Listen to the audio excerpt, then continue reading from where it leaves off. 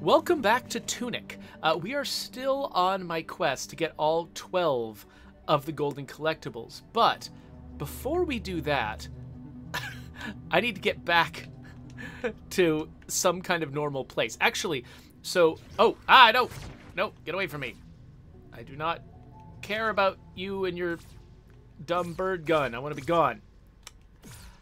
So, a viewer named Radic Rattel left a comment on the last Tunic video pointing out that... So I spent the last video really flummoxed by the fact that it seemed like I couldn't get to this place during daylight, because there's a couple of different ways into this level. One that's available only at night, and the other one that's available during the day. And I wasn't able to get here during the day, which was very, very frustrating to me. And so I ended up finding a way through, and the way through that I found was over here. It was... I teleported from kind of a hidden path over there onto this platform. And it worked, but Radic pointed out that, I mean, it didn't feel like it should work. In fact, it failed for me a lot of times. And Radic pointed out that actually that wasn't the right way to go. So before I go back and try to figure out the next collectible that I'm going after, I should probably actually find the real way that I was supposed to get up there. Dang it. Come at me, ghost. So it was here. I'm pretty sure that I'm trying to remember now. How did I get up here? Okay, it was from... I did somehow get up here at the outset. And I think that the way that I was supposed to get back down to the ground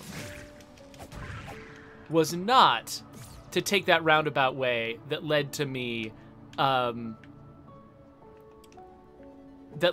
sort of having to glitch my way onto that platform. Was it over here? I'm trying to remember what the route was that I took, because whatever route I took, I'm probably gonna have to go back that way in order to leave this place.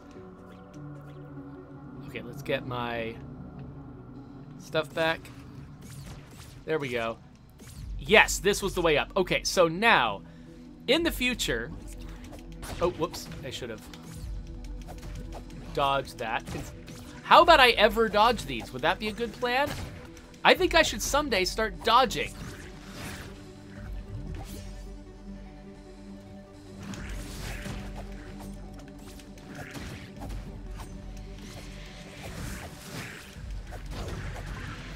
Okay, there we... Oh! There's a ghost, too?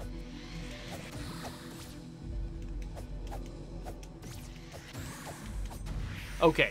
Anyway, hi. Okay, so... I just missed that ladder the first time. So the real way to get over onto that area in the daytime is to dash across these, get over here, and go down this ladder, which is in a really obvious position. So I think I just had it preloaded in my head that I was going to be going the long way around the hills, and so I just assumed that's what I had to do, and I did not even look for a ladder that could lead to the ground. Get down. Okay, so now that I'm here, let's find our way back to the old house where we can check up on our progress. Oh, Tendelense also said that apparently there was a way to reach that side by water as well. Oh, you mean like by going around the end? Like, is there a way to get outside of this area via water? Oh. Oh yeah, look at this. Check out Tendelense with their good ideas. Pff, that also worked. Okay, great. Cool, so now we have explored all of the ways that I could have gotten where I wanted to go earlier. And it's time for us to head back. So let's... I'm not actually dead certain I know the way to get back. Probably has something to do with this platform.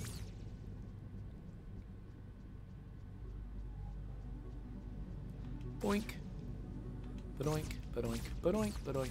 Okay, so this is the lower exit. So, oh, right. This is the lower exit, but this is the one that I discovered connects this way. Okay, cool. So now we know how to get in and out of that place. That's nice. I forgot how to get here. Oh, wait, there's the ladder right there. All right, so now we're sort of in the main overworld, so that means it's time to head back to the old house, check in our progress, and pick our next destination.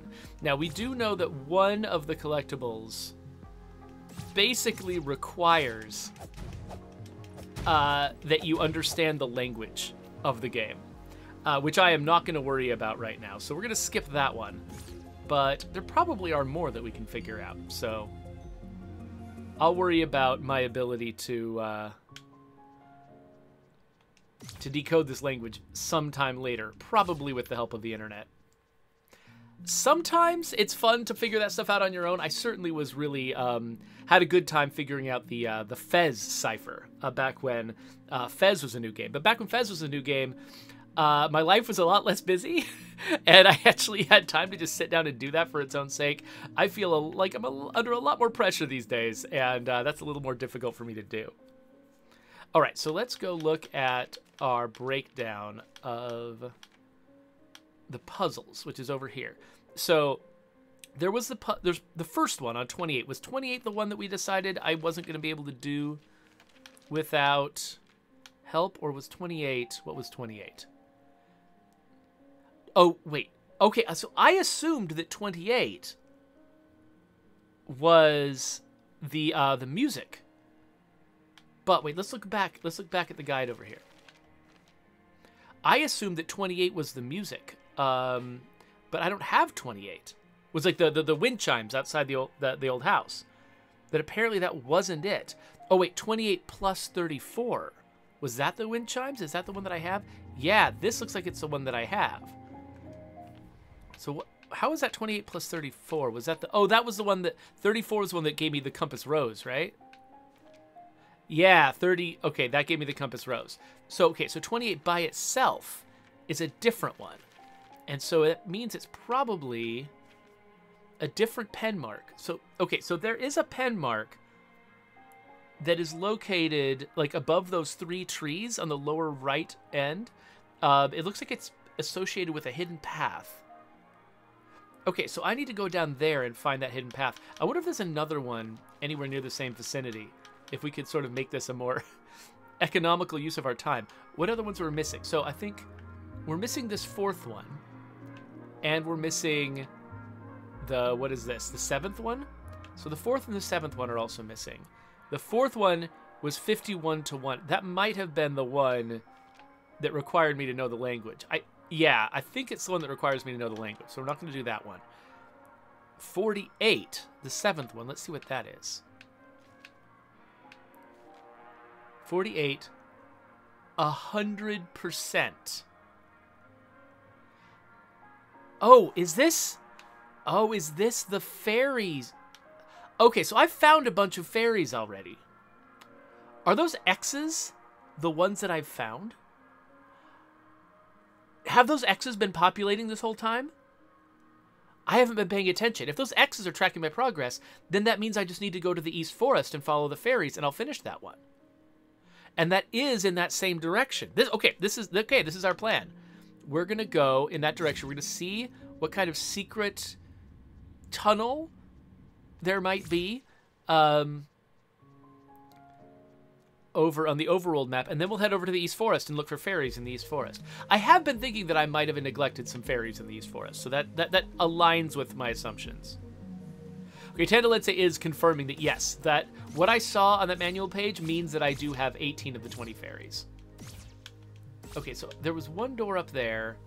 Which door am I close to? Wait, let's get back to 28. 28. Ah, overshot. Yes, okay, so the door that I'm looking for is just below me.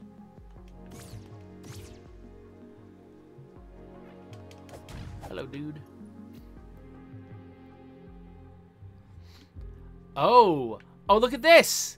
Oh, there's a Holy Cross thing. Let's try it. Right, up, left, right, down, up, left, down, left, up, right, up, left, down.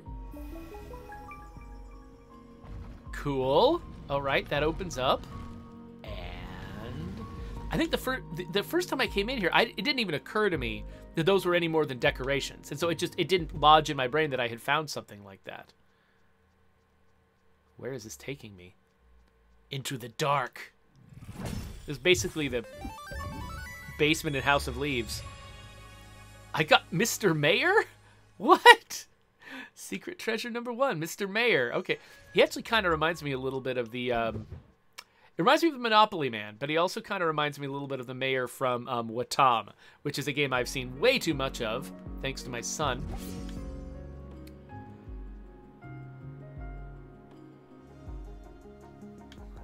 Oh, Tendalense is suggesting that maybe I should go see the East Forest at night.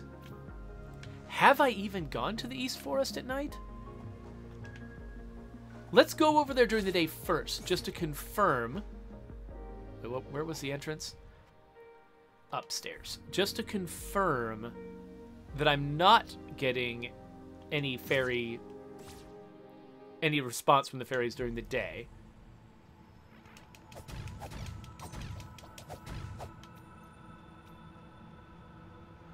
And then it's got a teleporter. So I should be able to get out of here fairly easily. Actually, let's just do this real quick. Quintarius Quincy says it looks like the Pringles can guy. Actually, that might be the closest match somebody's come up with so far. That the mayor looks like the Pringles can guy.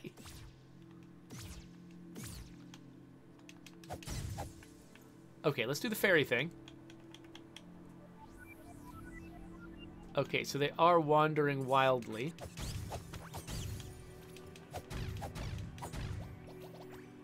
So let's get to where this is. Actually, let's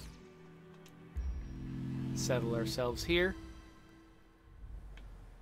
Okay, yeah, so I'm getting nothing from the fairies. Now let's teleport out, because I want to remind myself where the teleport in to these forests is. I think it's the isolated one, right? Yes, okay, it is the isolated one. So let's head back to the old house, which I think is accessible from here. Let's switch it to night, and I don't remember which of these areas were reachable and which ones were not reachable during the night, so we'll find out.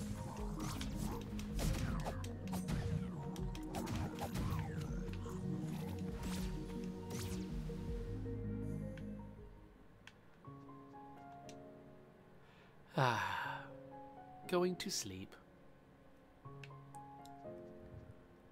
And now at least this area gets depopulated at night. So I don't have to deal with as much garbage.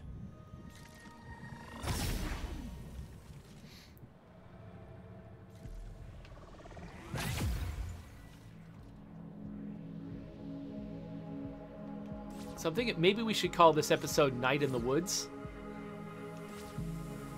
Okay, looks like I can reach it from here. And now I'm here at night. So let's do the fairy thing again. Aha, they're all going this direction. It looks like they're going down. I think that the way down is in here. I actually just helped my son get through the first part of Tunic. He was really interested because he saw me playing it so much. He was really interested in trying it out. And I don't think my son, my son physically is really good at video games. It's sort of the Twitch aspect of them. I'm not sure if he's up to the level of like careful study that this game requires. So I don't think he's going to be into it long term. But he was fascinated by it. So I brought him through this early section, and it kind of reminded me how all this stuff worked. Okay, so there's something. Oh no! Oh no. We've got a broken thing here. And its pieces are scattered around, aren't they? Ugh. I think there was even one out in the overworld. I don't even, are the pieces even here, or are they all in the overworld?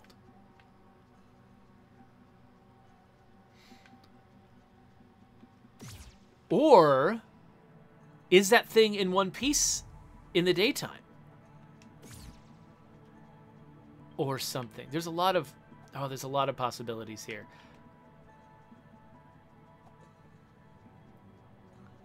Because, yeah, I'm betting that that big golden thing has got a holy cross on it. That I can... I'm just going to poke around here real quick and see if there's any big chunks of gold. Let me throw you jerks. I don't see any big chunks of gold around here. But I do know there's at least one chunk of gold sitting near the entrance to the swamp. No, go away. So, now I've forgotten how to get... Oh, wait. I haven't forgotten how to get out of here. Getting out of here is teleporting. That's how getting out of here works. So let's... Hey there, Jimmy VR. It's good to see you. I'm doing all right.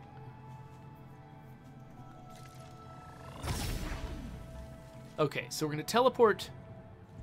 What's the... I guess we teleport back to...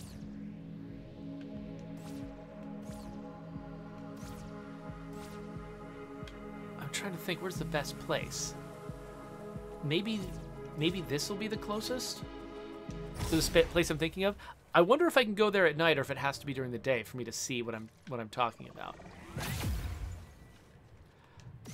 Rosenberg asks, are they on the map? Well, because they're broken things, I assume not, but you never know. That's entirely possible. So definitely one of them was... Oh, the ladder down isn't here. Interesting. One of them was around here. And I'm not seeing it. Oh, wait, there it is. Oh, that's tiny, though.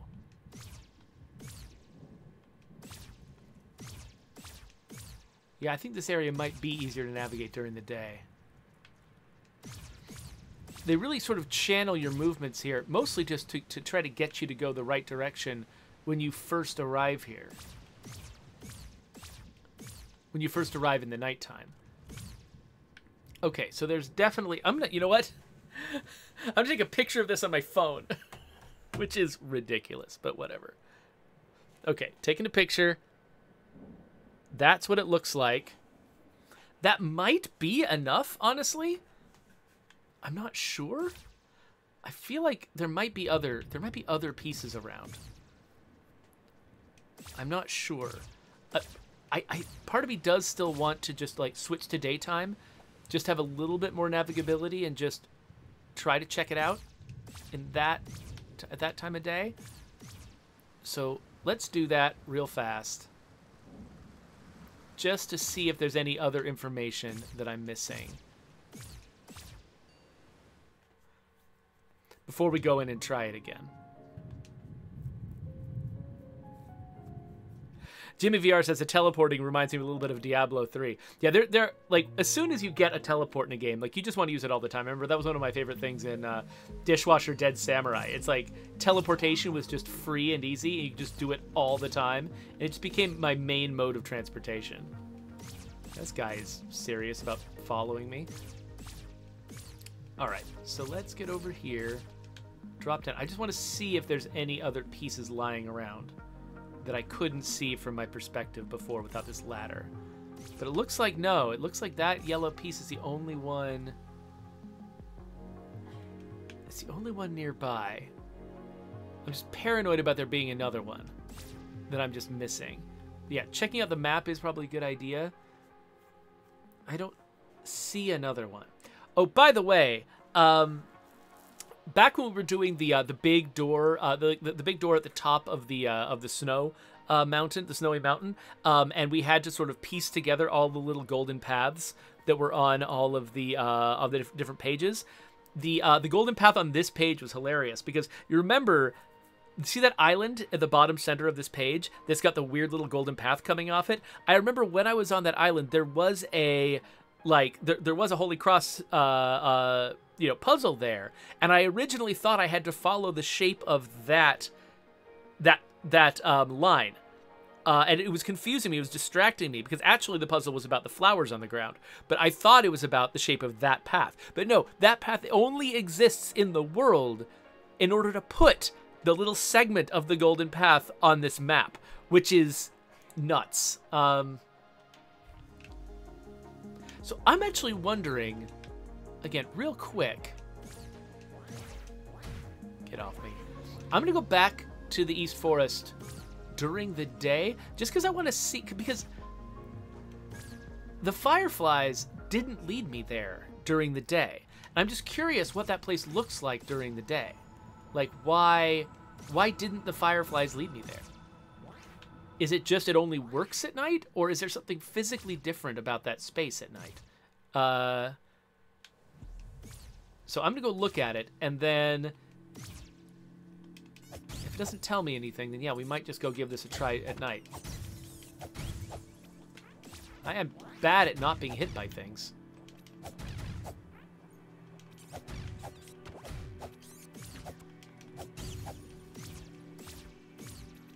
All right, so wait, where was it? I think it was in here. Yeah. So I'm probably being overcautious. I might have all the information I need and I just need to do the puzzle, but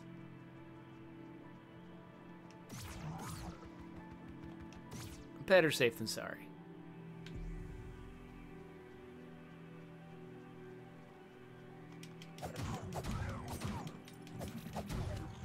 Okay, so will the fairies come out and do anything right now? Okay, they will. So maybe this will work during the day. Maybe this lower area just counts as a different place or something. I don't know. But, okay, I'm going to look at the thing on my phone and see if I've got enough information, or if I think I have enough information to make this work. So it looks like it comes down. So, yeah. So it looks like it probably connects the lower left side, and that might be enough information. Let me give it a try. I'll start with down, then left, then up, then right, then up, then left, then up, then right, then down. No, that wasn't it. Crap, there's gonna be more pieces. Either that, or this only works at night, which now I've messed myself up by making that a potential problem. Okay, so I was assuming that it was going to be symmetrical. And that I'm only doing one side of it. But actually, that doesn't look very symmetrical, does it? It looks like the left side is a little wider than the right side. And if that's the case, then this might be a much longer and more involved thing. Okay, so Tenda Lindsay is saying that actually that there's two fairies in the East Forest, and one of them can be done during the day. So maybe this one is the one that can be done during the day, and the other one is somewhere else. But now I'm kind of like, okay, so does this mean that I need to find, or actually, well, this could fit upside down. If this fits, no, it doesn't look like it fits upside down. It looks like it kind of turns it. Well, if it fits upside down, then I definitely don't have the entire thing. All right, I'm dropping my phone everywhere now. Okay, I think I don't have enough information for this one. Yet. I think that there's probably another broken piece of that golden tablet somewhere in the world, and I don't know where it is. I feel like I've seen broken pieces of golden tablets in lots of places.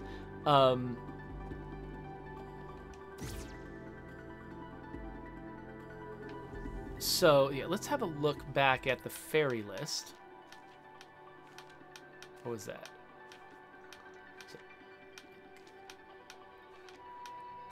There it is. Yeah, so it just says East Forest. It doesn't give me any specifics.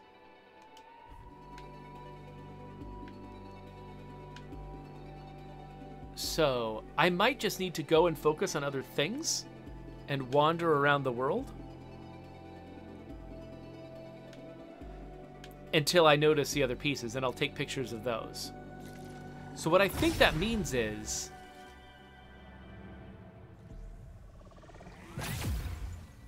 well, so I could still, okay, because, yeah, I could still try to get the other one, the one that is only available at night.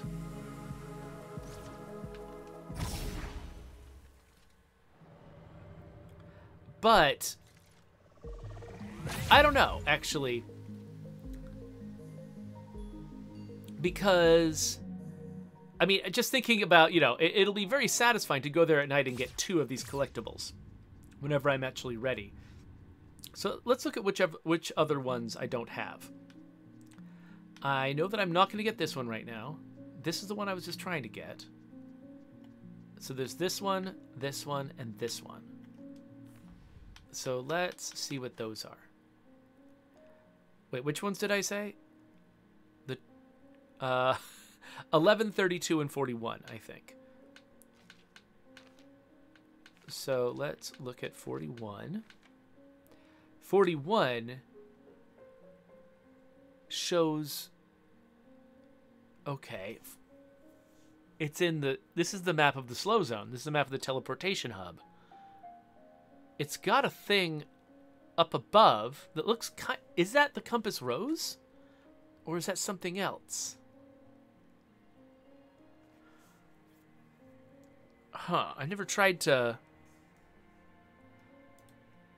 interpret this thing. Oh, hey, La Coalición is here, and so is Yoda. Good to have you both. Let me compare. I don't think this is the compass rose, the thing that is just like right here. Right there. I don't think it's the compass rose. I don't know what it is. I wonder if that is somehow the hint? Or if there's something else. Well, okay. We'll think... Next time we go into the slow zone, we'll look around and see if there's something obvious there. We've also got this, like, weird pattern on the Stella, at the top of the Stella, that I don't know what that means either. Oh, I almost didn't see that. Thank you, Phoenix. There's a hand-drawn arrow. I was looking for hand-drawn stuff for like ballpoint pen. I was literally not seeing any, but Phoenix just pointed out there's a hand-drawn arrow right below the ruined atoll tile. And that's pointing off to the left. Okay, so let's remember that as a potential path. Okay, so that's 41. What's 32? 32. What's 32? Oh, yeah, okay, I would say, oh, yeah. Right there. This is the Eastern Vault. And it says that there's a little... I feel like I saw that there was a little place to go that I couldn't get to. And I was wondering when to get to that.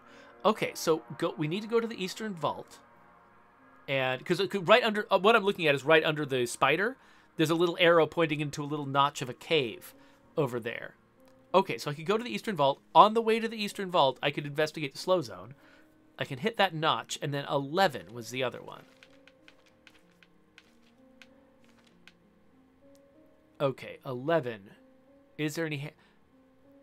Okay, it says... Okay, it's got what looks like Braille? Okay, so it's pointing at... Is it pointing at that particular chest? And saying there's some kind of prize? So where is this? Is this just... This is... the very first teleporter, right? Like, this is the very, like, this is probably the very beginning of the game. And it's got some kind of dot pattern.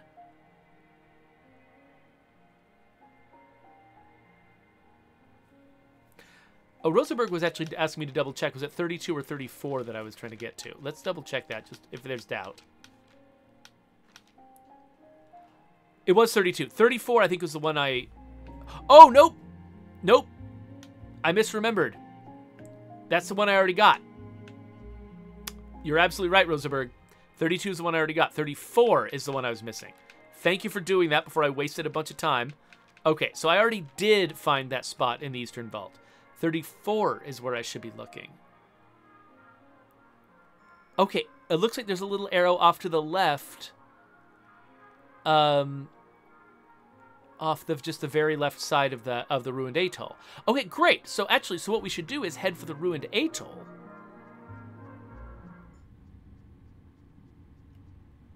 Right? Wait, let me double check. So what did I look at? We looked at 41. 41 was the one in the slow zone, in the teleportation hub, right? Yeah, that was 41. 34 was the one off to the left in the Ruined Atoll. And then 11 was the one I looked at. I was like, I don't know what the heck this is. Yeah, something near the beginning. Okay, so let's head to the Ruined Atoll, because I think there's 2 we should be able to get on the way there.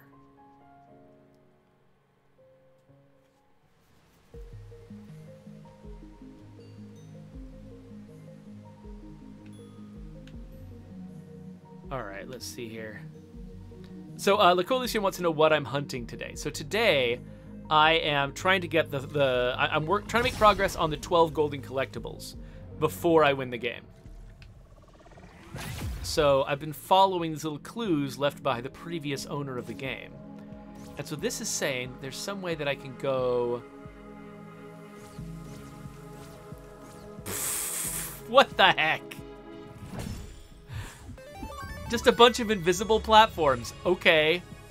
I've got a forever friend now. That's wonderful.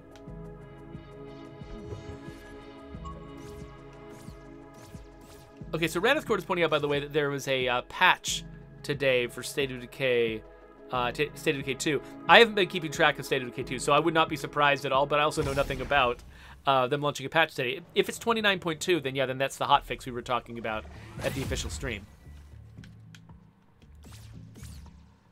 All right. Let's get all queued up here. And so, yeah, that patch did include fixes for VO, Sad Hotpot. Okay, so now I don't remember exactly how to get to the western edge of this map. Probably has something to do with murdering crabs, though. Definitely.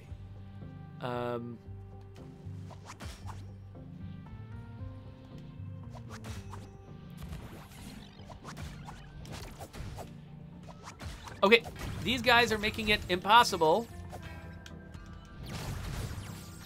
for me to just teleport like a normal person. Okay, so where am I on the map right now? This is page, what would we say, 34? Aha. Okay, we are right where it says we should... Oh, of course! There's a whole big old peninsula over here that I could never have gotten to before I got teleportation. And there wasn't... What the heck? And there wasn't much of a reason for me to teleport, like for me to come back here after I got teleportation. Most of the problems that could be solved here could be solved with the hooks. Oh, you stay away. So, cool. We've got that. So we just got 2. So now, well, now we're stuck with the hard ones.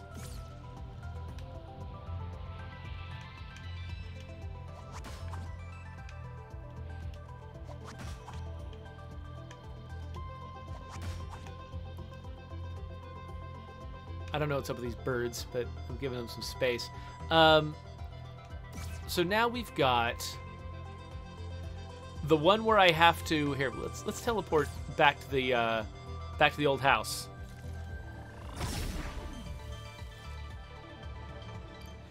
Oh, hey! Yoda said that apparently this patch also fixed an issue with character switching that they were experiencing that I probably didn't even know about at all. So that's cool. Congratulations. All right, so let's... Well, yeah, let's... Before we head to the starter area... Actually, no, let's go to the starter area. Let's go have a look at that page 11 one and just see if there's anything that stands out once we are actually physically in the space. Assuming that this is actually where I'm supposed to be. Okay, so this... Oh, there's flowers. Okay, hold on a second. Let's look at page 11. So page 11 showed a treasure chest right here. But there isn't one. However, there are some flowers on the ground. And it's got these dots here. Do the dots refer to the flowers? It's got like... I can't tell how to read the dots. Like, I could read them as like a Holy Cross pattern, maybe. Like, I could lead them from left to right. Like, there's 2, and then there's 1 up and 1 down. And then there's 2, and 2, and 3. Or... oh, I'm really not sure. I mean, I could see that maybe tying into the music. Like, remember that the wind chimes thing? Or... like, is there a path to follow with these flowers? Like, I could start here and go here. Then this doesn't go anywhere.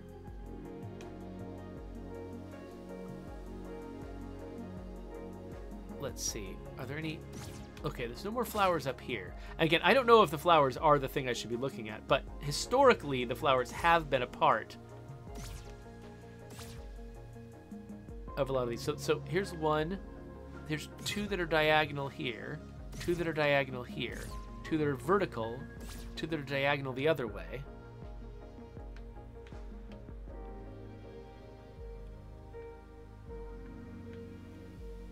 So Phoenix says, I think the big one in the upper left corner is your starting, but what do you mean by big one? Like this? Like this green flowery looking thing? I don't see a big one. Unless you mean... oh, you mean the big one there. Oh, okay. So if I start with that big one, it would go right, down, left, up, left, left, down, right, right, down, down. That does make sense, except why... here's my question. How would the original person have figured that out? Like, part of me thinks... there's got to be a story for how, not just how I can figure this out, but how the original person can figure this out. The person who in the story of this world wrote in the manual. I'm looking for my pen. I cleaned up my office and now I've lost my pen. Where's my pen? Come on. Oh, here it is. Okay. My beautiful Undead Labs pen.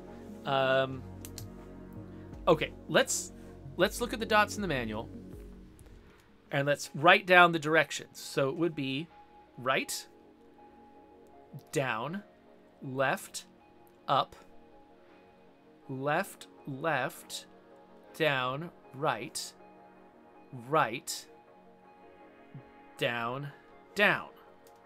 So it's right, down, left, up, left, left, down, right, right, down, down. It's not a crazy pattern. Let's see if that works. So right, down, left, up, left, left, down, right, right, down, down. That was it. I'm still very curious how the person who marked in the manual figured it out. But there we go. Back to work.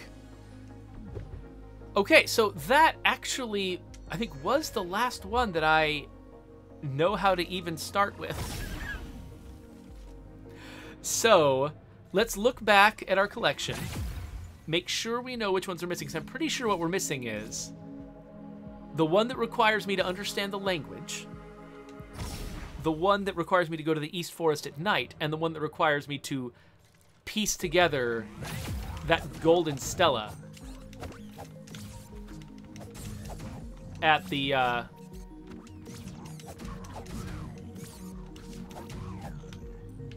in the East Forest. Sorry, I had trouble talking because we were fighting. Okay, so let's go and make sure that we're only missing those 3.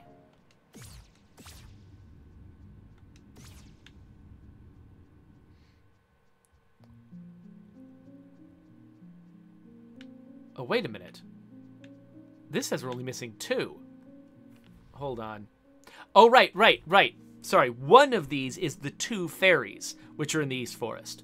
So one of these collectibles is I have to fix that giant thing to figure out the pattern to summon the fairy, fix it in my head to summon the fairy, and the other one is the one where I have to figure out the language. That's right.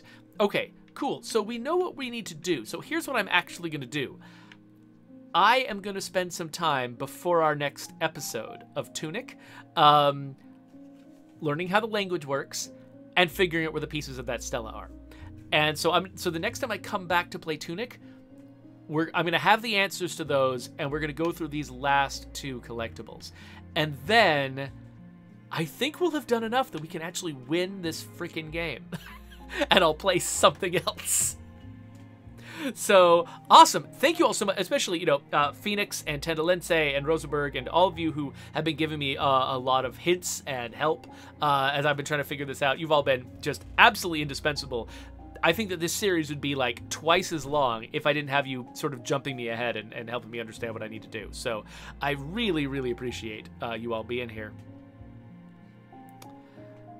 So La Coalition says, this game reminds me of a lot of old games that because of the lack of updates, they had to have a bunch of hidden content. That's it. I had not actually thought of hidden content as being sort of the ancient equivalent of updates, where basically, what you want a game to have a long tail. You want there to be reasons why the player keeps coming back and keeps playing your game for a long time. It makes it sort of a hobby, makes it part of their life, because particularly if you're like, on a service like Game Pass, you definitely want people to play your game a lot because then it sort of justifies the money that they're spending on Game Pass. But also, like, it occupies more of a space in their consciousness. They're more likely to be seen by their friends playing it. They're more likely to recommend it to people if the game becomes a part of their life. And so one way to do that is to have a game be intrinsically replayable, because it just, a lot of what happens is unpredictable.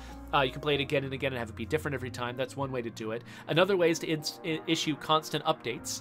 And so those 2 strategies are the ones we use on State of Decay 2. We try to make it inherently replayable, and we're constantly supporting it with new updates.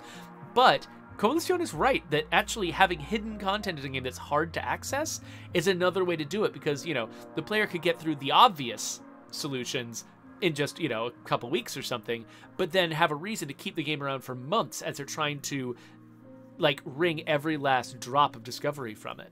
And so that's interesting, yeah, that it feels like an old-fashioned thing, partly because we have replaced those strategies with other strategies that are a little bit more reliable, because a lot of players just don't have the interest in trying to find every single secret. But I do remember that was a huge part of trying to say that you've completed a game when I was younger.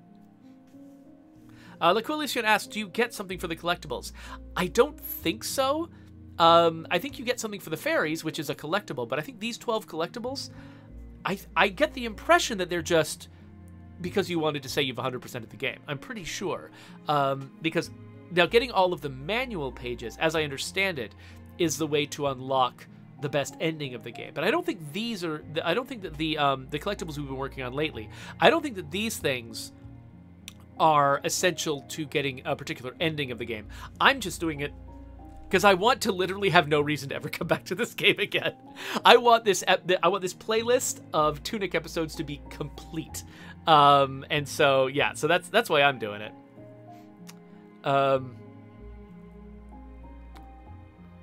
Oh, so Tendalense says, wait, Tendalense says after the 6th collectible you open a portal? Wait, is this thing in the middle of... What? What the heck?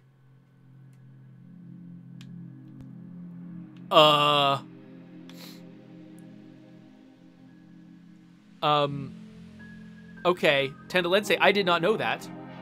I hadn't realized that thing in the middle was a portal. I thought it was just shiny. What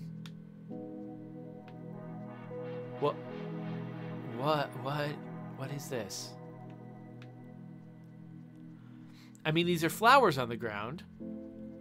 They strike me as potentially being,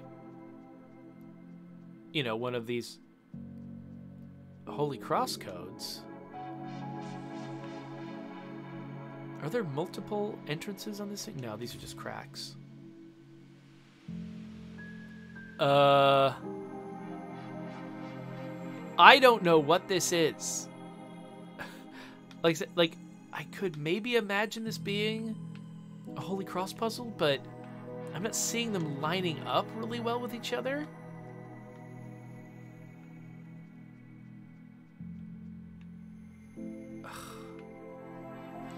Tendalense says, this is the final enigma of the game. You also need to understand the language to solve it. What? Okay, so Tandalense suggested that I press the D-pad. Each direction I press... Oh, no, it's not each direction. It's each time I press the D-pad. These glyphs change. Are they just... What are they? Are they cycling? Are they... And they're three-dimensional. It hadn't occurred to me when I was looking at these glyphs in the manual that they were three-dimensional glyphs. That's going to make understanding the language significantly harder. Or maybe easier? Maybe this is just here to tell me that the glyphs are three-dimensional? And so when I line a glyph up with its little light, I think that's the version of the glyph that appears in the manual? What the heck?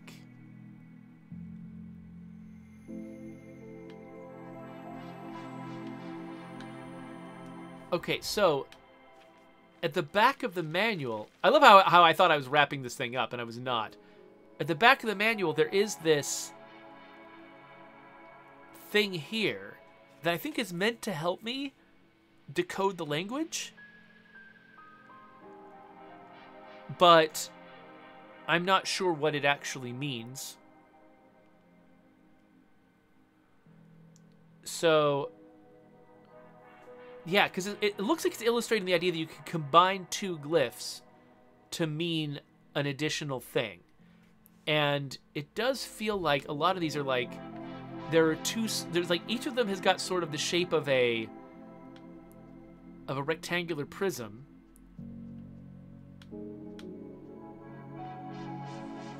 But it's two sides of a rectangular prism, so maybe there's something about combining the pattern of one side with the next side? Or something? Oh, this is crazy. Right, of course, this reminds him of, like, the readouts on, like, LCD, old-fashioned LCD clocks, right? Where you had this sort of, like the 7 little, you know, bars you could light up or not light up to make different numbers and letters. This does seem like this is like that, only three-dimensional. What a bizarre way to make a language work. Okay, well, I definitely have some time that I need to spend thinking about this. So, and I don't know how much time it's going to take. I have been consistently releasing TUNIC videos every other day for a while. I don't know if I'll be able to keep that up. Like, you know, whatever TUNIC video I come back and resolve this in, it might take me a while. Or maybe I'll just look it up on the internet. I don't know. But, wow, that was fascinating. Thank you so much, Tandalense, for pointing out that was a thing, that there actually was a portal in the middle of that room. I had just forgotten that glowing ball wasn't there. I thought it was just a lighting fixture. Like, I had no idea it was a place to go.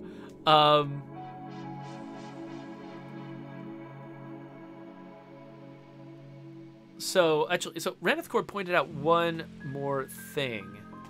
It says, the front room can line up with the glowy bit behind it if you stand in a specific spot. Yeah, no, exactly. Yeah, so I think that's what I've been doing, as I've been examining each of these runes by lining it up with the front spot. I think that exists. I think that this room exists to show you that they're 3D, but also to show you how they line up to make the 2D glyphs. So, like, the central spine is basically the front and back corners overlapping. And then the right and left side are the right and left edges. Yeah, anyway. We should wrap this episode up. I should spend some time thinking about how this works. So, yeah, let's end this episode. So there's a subscribe button for people on YouTube. I'm going to put the next episode of TUNIC right here. It might even be the last one. I don't know. Depends on how much I'm able to figure out.